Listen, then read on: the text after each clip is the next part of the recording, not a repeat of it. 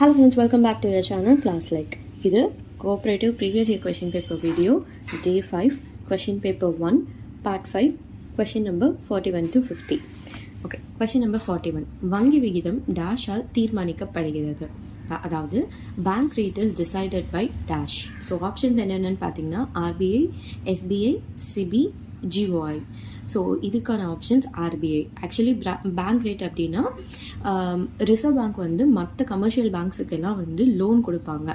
So அதை தான் வந்து நம்ம பேங்க் ரேட் அப்படின்னு சொல்லுவோம். எந்த ஒரு செக்யூரிட்டியும் இல்லாமல் லோன் கொடுப்பாங்க, அதை தான் வந்து நம்ம பேங்க் ரேட்டுன்னு சொல்லுவோம். அதனால இது வந்து பேங்க் ரேட் யார் டிசைட் பண்ணுவான்னா ஆர்பிஐ தான் டிசைட் பண்ணுவாங்க. ஓகேவா, ஃபைன். இப்போ கொஸ்டின் நம்பர் 42. அதாவது பின்வருவனவற்றுள் எது கட்டமைக்கப்பட்ட மற்றும் இந்தியாவின் கூட்டுறவு இயக்கத்தை வடிவமைக்கும்? அதாவது which of the following act structured and shaped the government cooperative movement in India?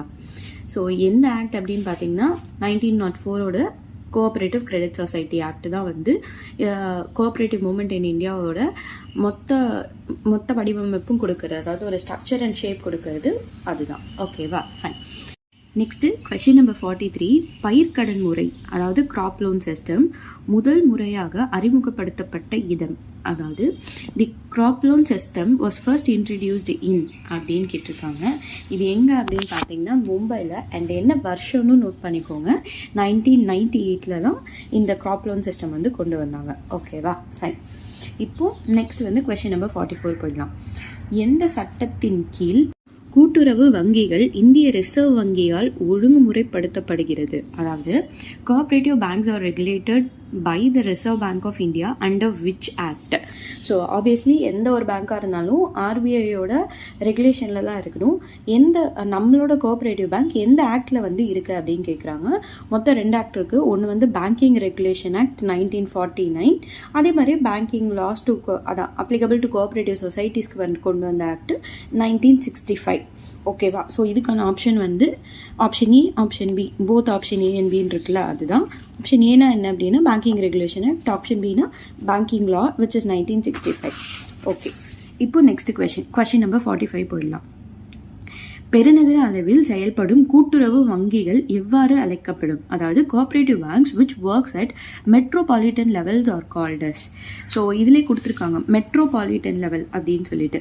So மெட்ரோபாலிட்டன்னா நம்மளுக்கு அர்பன் கோஆப்ரேட்டிவ் பேங்க்ஸ் தான், பிரைமரி அர்பன் கோஆப்ரேட்டிவ் பேங்க்ஸ் தான் வந்து நம்ம மெட்ரோபாலிட்டன் லெவலில் ஒர்க் ஆகிறத சொல்லுவோம். ஸ்டேட் லெவலில் ஒர்க் ஆகிறது தான் வந்து ஸ்டேட் கோஆப்ரேட்டிவ் பேங்க்ஸ் அப்படின்னு சொல்லி சொல்லுவோம். ஓகேவா, ஃபைன். இப்போ நெக்ஸ்ட் கொஸ்டின் நம்பர் 46. ஆசியாவின் முதல் கூட்டுறவு வங்கி எது? அதாவது which was the first cooperative bank in Asia? So இது வந்து நம்ம முன்னாடி பார்த்துருக்கோம், பட் இருந்தாலும் இப்போ சொல்லிடுறேன். ஃபர்ஸ்ட் கோஆப்ரேட்டிவ் பேங்க் இன் ஏஷியா எதுனா அன்யோன்யா கோஆப்ரேட்டிவ் பேங்க் லிமிடெட். அது எந்த வருஷம் ஆரம்பிச்சாங்கன்னா 1889 அண்ட் எங்கே அப்படின்னு பார்த்தீங்கன்னா குஜராத்தில், வடோரான்ற ஒரு இடத்துல குஜராத்தில் தான் ஆரம்பித்தாங்க. இன்னொரு ஹிண்ட் என்னென்னா இப்போ அது ஒர்க் ஆகலை. ஓகேவா, ஃபஸ்ட்டு ஆரம்பித்தது அன்னோனியா கோஆப்ரேட்டிவ் பேங்க்கு 1889 அண்ட் குஜராத்தில். இப்போ அது கரண்ட்லி ஒர்க்கிங் இல்லை. ஃபைன். நெக்ஸ்ட் கொஸ்டின் போயிடலாம். Question number 47. கூட்டுறவு சங்கங்களின் சட்டத்தின் அதாவது 1904 கீழ் பதிவு செய்யப்பட்ட முதல் கூட்டுறவு சங்கம் இந்தியாவில் எங்குள்ளது? அதாவது where was the first societies under Cooperative Society Act 1904 registered in India? So இது எந்த இடம் அப்படின்னு சொல்லி கேட்டிருக்காங்க. ஆக்சுவலி ஆன்சர் வந்து காஞ்சிபுரம் அப்படின்னு இருக்குது. அது வந்து இப்போது நம்மளுக்கு மாற்றினதுனால மேபி அது எப்படி வேணால் உங்களுக்கு ஆப்ஷன்ஸ் எப்படி கொடுத்துருக்காங்கன்றதை பார்த்து நீங்கள் எடுத்துக்கோங்க. காஞ்சிபுரமா, செங்கல்பட்டா, திருவள்ளூரா, ஸோ எந்த டிஸ்ட்ரிக்ட் கொடுத்துருக்காங்கன்றதை பார்த்துட்டு அதுக்கு ப்ராப்பராக இருக்கிறது எழுதிக்கோங்க. அண்ட் ஃபர்ஸ்ட் சொசைட்டி நேம் என்ன அப்படின்னு பார்த்தீங்கன்னா Thiruvur primary agricultural cooperative credit society. And இதுதான் வந்து 1904 ஆரம்பித்தது. ஓகேவா, ஃபைன். Next question number 48. என்பிஏவின் விரிவாக்கத்தை எழுதுக. Expand the term NBA. So NBA அப்படின்னா நம்ம நான் பர்ஃபார்மிங் அசெட்ஸ் அப்படின்னு சொல்லி சொல்லுவோம். அதாவது இப்போ ஒரு பேங்க்கோ இல்லை வேறு ஏதாவது ஒரு ஃபினான்ஷியல் இன்ஸ்டிடியூஷன்ஸோ ஒரு லோனோ இல்லை அட்வான்ஸோ யாருக்கோ கொடுத்துருக்காங்க, பட் ஆனால் அது திரும்ப வரலை அப்படின்னா அதை வந்து நம்ம நான் பர்ஃபார்மிங் அசெட்ஸ் அப்படின்னு சொல்லி சொல்லுவோம். இதுக்கான டைம் பீரியட், அதாவது எவ்வளோ நாள் வரைக்கும் வரலை அப்படின்னா ஒரு 90 days வரைக்கும் ஒரு பிரின்சிபலும் வரல, இன்ட்ரெஸ்ட்டும் வரல, வட்டியும் வரல, அசலும் வரல அப்படின்றப்ப இது நம்ம நான் பர்ஃபார்மிங் அசெட்டுன்னு சொல்லி சொல்லுவோம். Okay, fine. ஸோ இப்போ நெக்ஸ்ட் கொஸ்டின் கொஷின் நம்பர் 49. இது ஒரு பிரபலமான இரு தனிநபர்களுக்கு பொருந்தும் கூட்டுக்கணக்கு. இருவரில் எவரேனும் கணக்குகளை கையாள முடியும். கொஷின் என்னன்னா, this is the popular joint account applicable to two individuals, either of them can operate the account. So joint account அப்படின்ட்டாங்க. ஜாயிண்ட் அக்கௌண்ட்னா ஒரு 2 பேர் இருக்கிற மாதிரி, அண்ட் அதில் either of them can operate. So அதிலே ஆன்சர் கொடுத்துட்டாங்க, எய்தர் ஆஃப் தெம் அப்படின்னு சொல்லிட்டு. So either of them operate பண்ணுறதுக்கு ஆப்ஷன் என்ன கொடுத்துருக்காங்கன்னா, either or survivor, any one or survivor, former or survivor, latter or surveyor.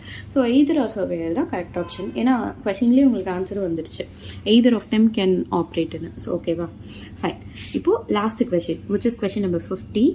தேசிய கூட்டுறவு விவசாய மற்றும் ஊரக வளர்ச்சி வங்கிகளின் கூட்டமைப்பு எங்கு தோற்றுவிக்கப்பட்டது?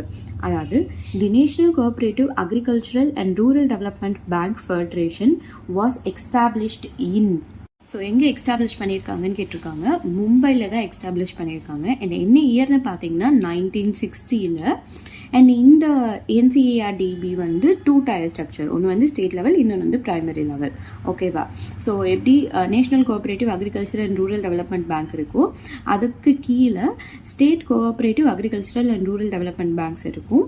அண்ட் அதுக்கு கீழே primary cooperative agricultural and rural development bank இருக்கும். ஸோ இது வந்து 2 tier ஸ்ட்ரக்சர். ஓகேவா? So fine. ஹோப் நம்ம இன்னைக்கான 10 questions முடிச்சிட்டோம். ஸோ டோட்டலாக இது வரைக்கும் நம்ம 50 questions முடிச்சிருக்கோம். அண்ட் ஹோப் இந்த வீடியோ உங்களுக்கு ரொம்ப யூஸ்ஃபுல்லாக இருக்குது அப்படின்னு நினைக்கிறேன். உங்களுக்கு இதில் வேறு ஏதாவது டவுட்ஸ் இருந்துச்சுன்னா கீழே கமெண்ட் செக்ஷனில் கேளுங்க.